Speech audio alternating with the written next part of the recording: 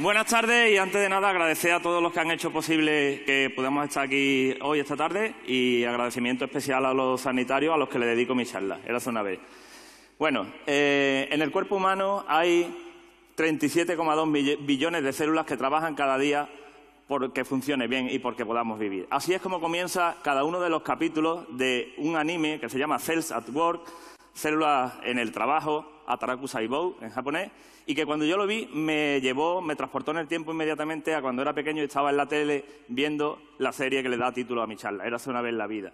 Evidentemente, ver este anime me hizo pensar que qué guay que haya actualmente series que sean tan motivadoras como lo fue esta en su momento para mí, porque mucho de lo que soy hoy en día, mi dedicación a la docencia, mi pasión por la biología, mi gusto por la divulgación o mi amor por la ciencia, se lo debo a series como Érase una vez en la vida.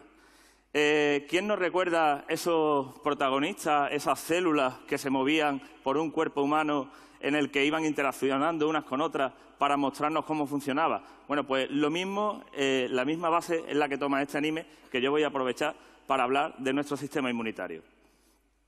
Los protagonistas son un leucocito neutrófilo y un eritrocito que están bastante antropomorfizados, evidentemente, pero que cuentan unas historias muy interesantes y muy divertidas.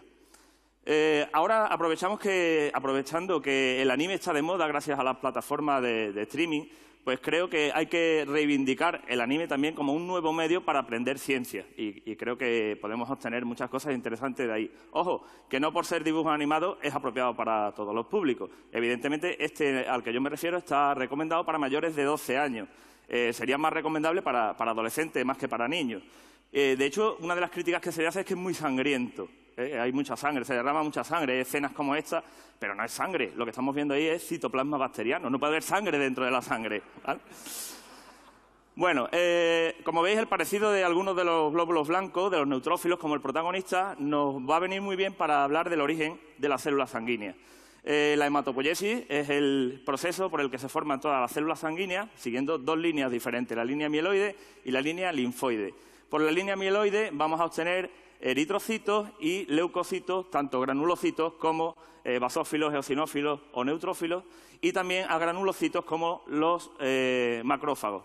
Y después, por la línea linfoide, obtendremos los linfocitos B y todos los tipos de linfocitos T. Los eritrocitos provienen de los eritroblastos y los leucocitos vienen de los mieloblastos. Esto nos lo cuentan en un episodio flashback que nos presentan a los personajes cuando eran pequeñitos y está muy guay porque, por ejemplo, a la chica eritroblasto le ponen una gorrita que tiene forma de glóbulo rojo real y esa gorrita tiene un pompón. Bueno, pues cuando se gradúa le quitan el pompón significando la pérdida del núcleo de los glóbulos rojos que, como hemos visto antes, no tienen núcleo. Después, el linfocito también nos muestra cómo madura y aparece un linfocito T inmaduro que cuando entra en contacto con el antígeno y tiene una conversación con una célula dendrítica, se activa, se clona y se transforma en un grupo de linfocitos T citotóxicos listos para dar una contundente respuesta inmunitaria. Hay un montón de cuestiones interesantes como los receptores de membrana, el MHC, complejo mayor de histocompatibilidad, del que hay dos tipos. El tipo 1 sirve para que nuestras células se señalen como células propias y no sean atacadas por las otras células de nuestro sistema inmunitario. Las células normales, como las que veis en la imagen, tienen una camiseta en la que ponen en japonés célula normal, que representa el MHC tipo 1. Una genialidad esto, la verdad. La representación de los virus y las células infectadas por virus también está muy bien. Lo representan como zombies ávidos de contagiar a otras células y transmitirle esas partículas virales. Los viriones se ven por ahí volando y cuando se posan sobre la cabeza, como unos gorritos, infectan a las células. Hay un montón de detalles interesantísimos en esta serie que, si no te paras a verlo, se te escapan, como por ejemplo los glóbulos rojos, como la protagonista, lleva una chaqueta que es reversible. Es de color rojo clarito, como la sangre arterial, cuando transportan oxígeno, y es de color rojo más oscuro, como la sangre venosa, cuando transportan el dióxido de carbono, lo cual es un detalle bastante interesante. Vemos que la protagonista es muy despistada y a veces se pierde y se intenta ir hacia atrás y se encuentra con una válvula en nido de golondrina, como las que tienen las venas, que evitan el retorno venoso. Un detalle del que se hablaba mucho cuando salió este anime es que la chica es muy despistada porque es un glóbulo rojo deforme. Hablaban de que podría ser un glóbulo rojo falciforme, como el de la anemia falciforme. De hecho, tiene un mechón de pelo que está ahí señalado, que recuerda la forma exacta. Y esto era una teoría que había por ahí y lo confirmó la autora en una de las entrevistas que le hicieron. El otro protagonista, el glóbulo blanco, bueno, pues tiene una antenita que sirve de receptor de membrana para detectar cuando hay una amenaza bacteriana, atraviesa las paredes entre entre un callejón estrecho y sale de ahí representando la diapédesis, que es el proceso por el cual los glóbulos blancos salen de los vasos sanguíneos. Aparecen otros tipos de glóbulos blancos, como esta chica que veis ahí, que es un eosinófilo vestida de rosa, porque se tiñe de eosina, que es un colorante ácido que le da precisamente este color, que sirve para luchar contra parásitos externos, como el gusano del anisakis, que lo tenéis ahí también. Aparecen los otros granulocitos, como los mastocitos, los basófilos, que liberan sustancias, histamina, por ejemplo. El basófilo lleva un chubasquero y un paraguas, representando que está protegido contra esta lluvia de sustancia que provoca. Los mastocitos, los macrófagos están representados como criadas, ¿no? Como mates, que es un personaje japonés muy típico. También un poco en representación de que sirven para limpiar los destrozos que se producen tras una de estas luchas que tienen. Los monocitos es el nombre que reciben mientras que viajan por el torrente sanguíneo. Cuando se quitan ese traje de monocito, pues dan lugar a los macrófagos, que es cuando salen a los tejidos.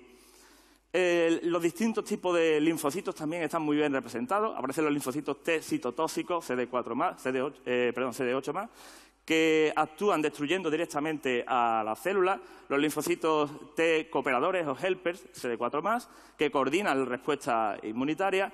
Y los linfocitos T reguladores, que evitan que se pasen en esa respuesta inmunitaria. Hay capítulos específicos dedicados a cada uno de ellos, que son muy interesantes.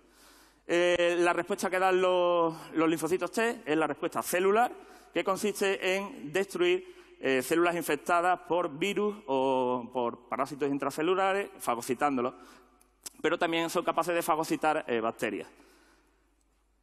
Importante también el papel que cumplen los linfocitos T de memoria, en dar esa respuesta, en guardar esa información para dar después otra respuesta más contundente. Y, por supuesto, muy importante la labor de los linfocitos B, que dan la respuesta humoral mediante la producción de anticuerpos. De hecho, el linfocito B tiene un arma en forma de Y, que es la forma real que tienen los anticuerpos, las inmunoglobulinas. La respuesta humoral que dan estos linfocitos B puede ser primaria o secundaria, según la exposición al antígeno. La respuesta secundaria, evidentemente, es más intensa, es más duradera y es más eficaz. Aparece cómo se forman los diferentes linfocitos, cómo maduran, unos en la médula y otros en el timo, de ahí la diferencia en el nombre. Ese personaje que veis ahí es un timocito, una célula del timo entrenando a los futuros linfocitos. El linfocito NK, Natural Killer, que también tiene la capacidad de destruir células infectadas por virus o células cancerosas, aparece en un capítulo en el que se nos presenta también la célula cancerosa y cómo ésta aprovecha el sistema del cuerpo de transporte de oxígeno y nutrientes para recibir un aporte extra de todos estos nutrientes, haciendo que los eritrocitos vayan como locos a llevarle comida a su casa. Incluso un tema tan delicado como este del cáncer lo trata de una manera bastante elegante. Las plaquetas, como no, para mostrarnos cómo se coagula la sangre, cómo se cierran las heridas, con esa bolsita que lleva esa chica que veis ahí de fibrinógeno y cómo utiliza la fibrina y el fibrinógeno para provocar la postilla, la costra. Muy bien representada también las plaquetas como niñas pequeñitas, ya que no son células, sino son fragmentos celulares de otras células más grandes, como los megacariocitos, que también están representados. Y, bueno, aparecen un montón de patógenos que muchos de ellos, la verdad es que representan muy bien a cómo son en la realidad. ¿Vale? Ahí tenéis algunos ejemplos, Streptococcus y Staphylococcus. El Streptococcus incluso le han puesto el color lila de la tinción de Gram. Es decir, tiene un nivel de fiabilidad científica bastante acertada. Veis ahí algunos patógenos más. Hay un capítulo dedicado a las alergias, con el polen. Hay una segunda temporada en la que aparecen nuevos personajes, como las bacterias del ácido láctico y su importancia, por ejemplo, en la activación de las células dendríticas. Una célula dendrítica produciendo citoquinas para activar a las otras células. Las citoquinas son fotografías comprometedoras de las otras células que las ponen en ridículo y rápidamente quieren terminar el trabajo para que no las siga poniendo en ridículo. Esta es otra de las genialidades de la serie. Y bueno, y si no tenemos bastante, hay un spin-off que es Código Negro, en el que el cuerpo donde actúan estas células es un cuerpo que fuma, bebe, tiene disfunción eréctil, obesidad, y entonces las células lo pasan muy, muy mal en ese cuerpo. Es para adultos, esta es más para adultos, ¿vale? Los personajes ahora están cambiados, es un eritrocito y una leucocito, pero también el eritrocito sigue siendo falciforme. Y bueno, vemos cómo es la fagocitosis y la verdad es que está muy guay esta célula. Y nada, aprovechando un anime, pues hemos hablado de las células del sistema inmune, de moléculas, de las diferentes respuestas, y no he hablado del COVID porque no aparece en los capítulos, en el anime, pero sí han hecho una edición especial del manga hablando del coronavirus y de las vacunas. Y bueno, pues ya estamos bastante hartos de escuchar del coronavirus, pues yo no voy a contar nada más de esto. Muchas gracias.